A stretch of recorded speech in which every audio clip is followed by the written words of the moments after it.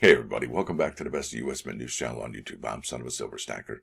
Today's date is September 17, 2024, and in this video, Numismaticnews.net asks the question, how can we improve the coin designs that are coming from the United States Mint, or maybe even the process, right? So that'd be pretty interesting. Also, if we're lucky enough, we have a few other topics I'd like to cover, if we have time. Also, guess what? Yeah, if you're new here, don't forget, like, share, and subscribe. And we're always live and never edited. Now let's go here to moneymetals.com. That's nice. Thank you very much.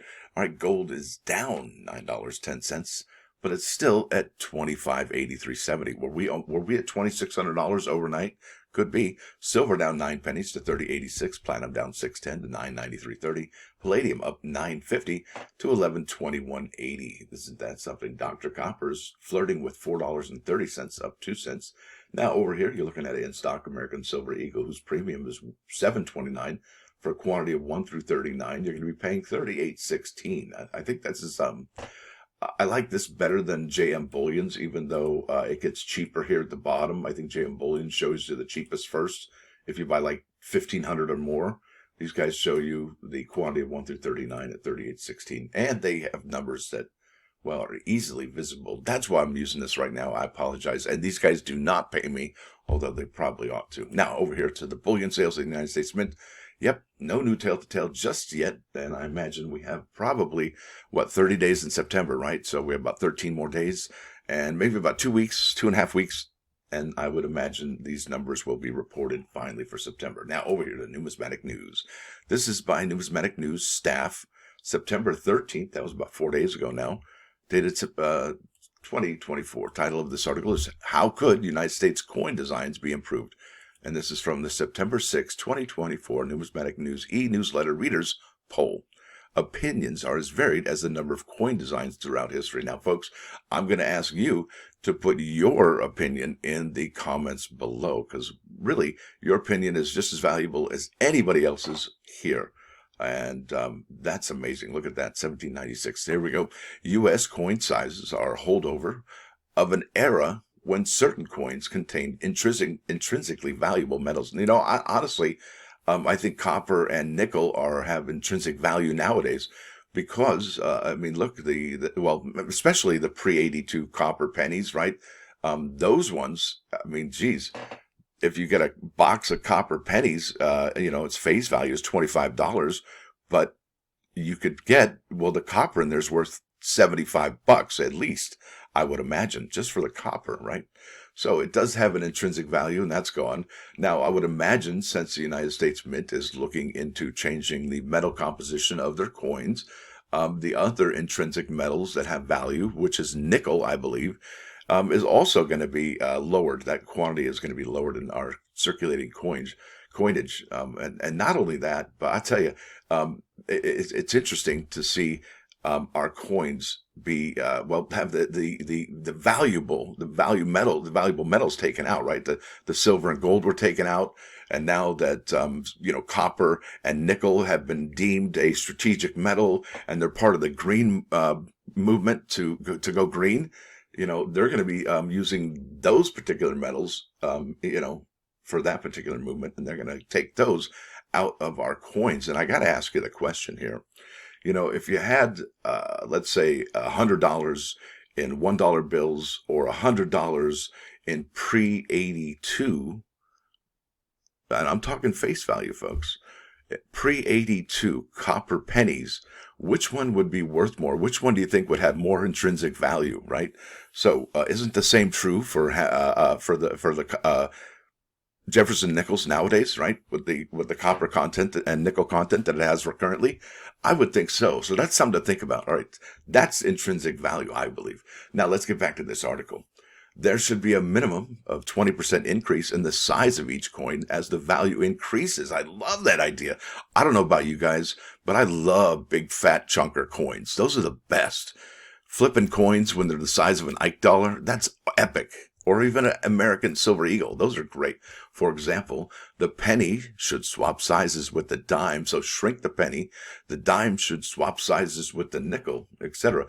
Of course, vending machine and cash register manufacturers will scream, Also, standardized coin designs, all obverses, should be portraits with the date and mid-mark. Let changing or special images reside on the reverse. Portrait-facing directions should be either standardized or alternate left-right. That's Mr. Michael.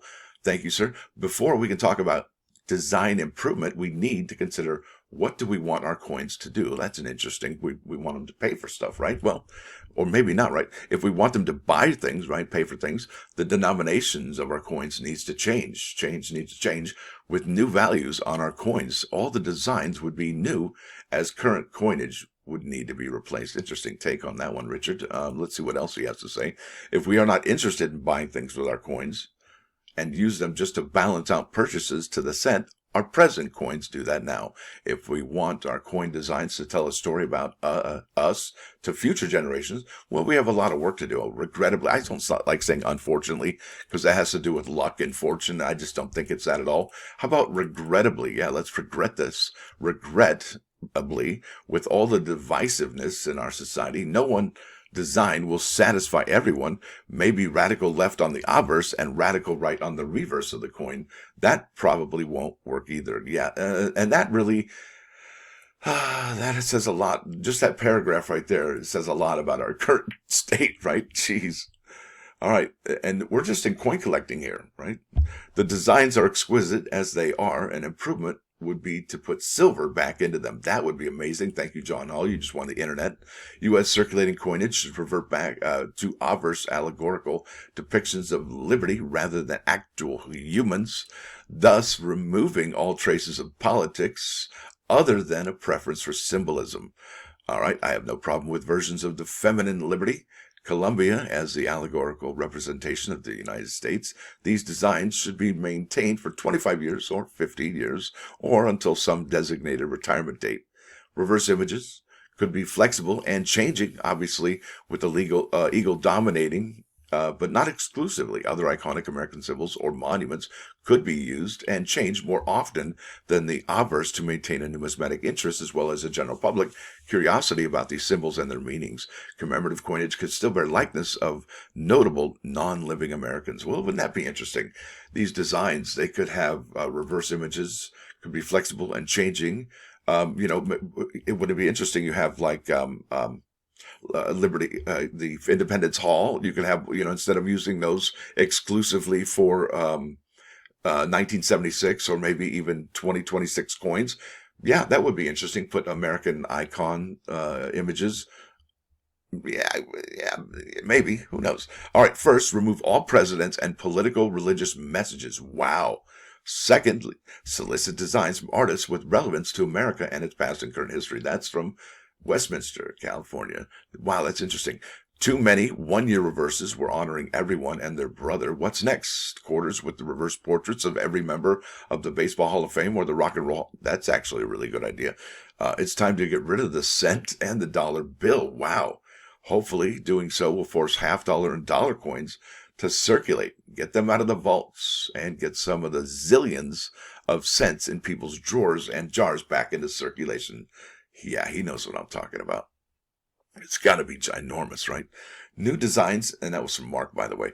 New designs still have nickels and dimes, have A, B, and C, etc. on nickels 26 letters, and have a place for each letters, all 26 letters each year, and every year have a different place or person.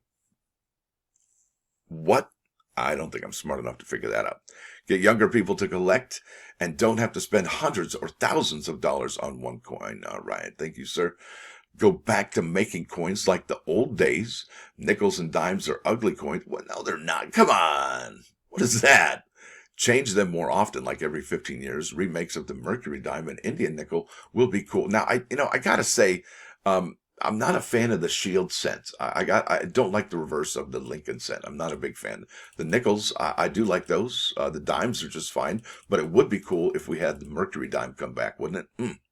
I believe if we bring back certain classical designs, similar but not the exact same, to the 1916 representations of Ms. Liberty on U.S. coins, along with a bison coin design, that would be cool. And certain types of font lettering, right? We can improve the overall appeal and collectability of American coinage. That's from Joe. That's pretty good. I like that one. Every coin, and it kind of followed up on what I was saying about the older coin designs, right? Every coin should have a mint mark. That's interesting. And if it's made before the stated mint date, it should carry a true date stamp. Isn't that? I like that, Tom. Thank you very much. And just for the record, Lincoln Cents don't have a Philadelphia mint mark. Except for 1 year and 1 year only, and that is 2017. And anytime I see one, if you do see them, if I do see them, I pull them out of circulation. That's how cool they are. I probably like 10 rolls of them. Now, in keeping with the spirit of George Washington, the president is not a king. I think we should go back to the allegorical or natural imagery on our coins. Save the real people for commemorative issues. The Washington Quarter was only supposed to be for a year. That's right, it was a commemorative in 1932, and they didn't make it in 1933. I like the Flying Eagle cent and the Seated Liberty series. That's John. Thank you very much.